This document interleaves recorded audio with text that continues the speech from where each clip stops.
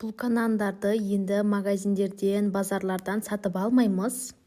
Ақшаны үнемдеп, өзіміз үйде жасайтын боламыз. Қараңыздар, тура базардағыдай, дүкендердегідей сатылатын өте жұмсақ, беті қытырлақ, іші жұмсақ, әрі дәмді осындай керемет нандарды менімен бірге жасап үйреніңіздер. Өздеріңіз күнделікте пісіріп жейтін боласыздар. Енді бүгіннен бастап сатып алмайсыздар. Онда бастадық. Бізге ыдысымызға жылы су және де дрожжымызды салып, қасықтың көмегімен жақсылап араластырып аламыз. Кішкене дрожжымыз еру керек бізде. Сіздерге толық рецепті описание бөліміне жазып қалдырамын. Енді ұнымызды барлығын салып аламыз. Қолымызбен жақсылап біркелкі етіп қамыр илеп аламыз. Осылай айналдырып отырып жасасаңыздар, сіздердің қамырларыңыз өте әдемі шығады. Бізде нанымыздың қамыры кішкене қолға жабысыңқырау болады. Соны қазірден айта кетейін. Міне кішкене сұйық май құйып жібереміз, 2 қасықтай. Енді сұйық май қамырға сіңгенге дейін жақсылап қолымызбен илеп аламыз осылай. Қолымыздағы қамырларды түсіру үшін, ыдыстағы жабысып қалған қамырларды алу үшін кішкене ұн сеуіп жібереміз. Енді жақсылап осыны илеп аламыз қамырымызды. Міндетті түрде жасап көріңіздер, магазиннен сатып алмай, өздеріңіз дәмді әрі тәтті етіп, қолдарыңыздан келеді барлықтарыңызды міндетті түрде жасап көріңіздер. Біздің осымен қамырымыз дайын болып қалды. Қараңыздар, міне біздің қамыр осылай беті кішкене жабысыңқырау болады. Енді бетіне пакетпен жауып 1,5-2 сағатқа қоямыз. Кем дегенде бізде қамырымыз 2-3 есе көбею керек, көтеріліп. Бізде осы қамырдан, осы рецептен 2 штук нан шығады. Сіздер отбасыларыңызға қарай, сіздерге қанша штук керек, соған қарап, еселеп көбейтіп жасай бересіздер. Қараңыздар, 2 сағатта біздің қамырымыз қандай әдемі болып көтеріліп шыққан. Столымыздың үстіне кішкене ұн сеуіп жібереміз. Қамырымыздың барлығын түсіріп аламыз ыдыстан. Осылай ұзындау тәрізді етіп, енді ыдысымыздың ішіндегі қамырларды бәрін тазалап аламыз. 2-ге бөлеміз, тең бірді етіп. Грамдап бөлсеңіздер де болады, немесе көз мөлшермен бөлсеңіздер де болады. Осылай зуалар жасап қоямыз біреуіні. Екіншісін сразу осылай 4-3 етіп жайып, тура видеода көргендей етіп жазсаңыздар, нандарыңыз өте әдемі, іштері тығыз, керемет болып шығады.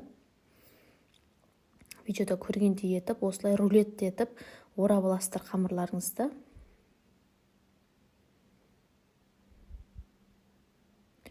Беттері қытырлақ, іштері өте жұмсақ, әрі дәмді, керемет болып шығады нанымыз. Менде осындай форма алғамын, алюминовый. Кондитерлік дүкендерден, базарлардан тапсаңыздар болады. 3000 теңгеге алған едім, осыдан 4-5 ай бұрын.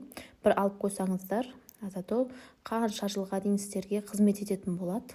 Жаңа қамырымызды видеода көргендей етіп жайғастырып аласыздар. Енді 2 есе үлкейіп, бізде көтерілу керек. Бетін жауып қойып қоямыз бөлме температурасына. Жаңа қамырымызды қазір пісірмейміз. Неге десеңіз, менде форма біреу-ақ болды. Қайтадан бетіне жауып қоямыз, бір қайырып. Қараңыздар, қандай әдемі болып көтерілген. Қызып тұрған пеште сіздерге градустарын барлығын жазып кететін боламын. Жақсылап осылай беті томпақ, қызыр, қоңыр, қаралау болып пісіп шығады өзі.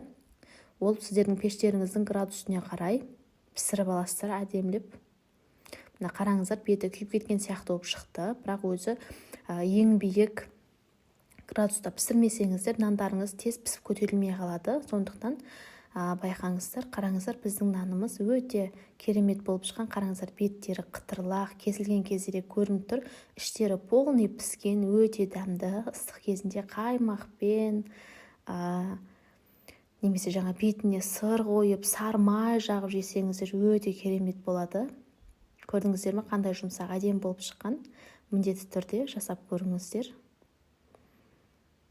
Іштері полный піседі, уайымдамаңыздар. Жаңағы қаңылтыр емес, қаңылтыр деппін ғой. Алюмин формадан пісілу өте қиын шығар деп ойлаған, бірақтан пісілу өте оңай болады, тез көтеріліп шығады, және де бүкіл жері толықтай піседі. Тағы бір рет сіздерге нанның жасалу жолын көрсетейін. Бұл нанымыздың осылай 4-1 домалақтау етіп жайып аласыздар. Осылай рулет етіп орап аласыздар. 2 жағын кішкене қайырып қоясыздар. формамызды міндетті түрде кішкене сары маймен немесе сұйық маймен майлап жібереміз, қатты жабысып қалмау үшін. Негізі қатты жабыспайды, бірақ сонда да сақтықта қорлық жоқ. Бетін жауып, жарты сағат 40 минутқа көтеріліп шығуына қойып қоямыз. Екі есе көтерілу керек бізде. Қараңыздар. Енді жаңағы қызып тұрған духовкамызда, яғни пешімізде, менде әсел пеш, пісіріп аламыз. Екінші нанымыз да пісіп шықты. Өте тез пісіп шығады. Кішкене формадан шығарардың алдында шет жақтарын пышақпен қырнап жіберсеңіздер болады. Оңай шығады. Қараңыздар. Ыстық кезінде өте ыстық, беттері қытырлақ, іштері өте жұмсақ әрі дәмді булка нанымыз дайын болды.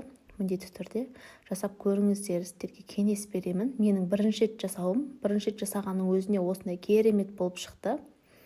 Қараңыздар, үйге қонақтарыңыз келіп қалса да, үйдегілеріңізге де өздеріңіз жасап пісіріп бергенге жетпейді. Ыстықтай магазин, базарлардан алатын кезде сізге ыстықтай шығарып қоймайды.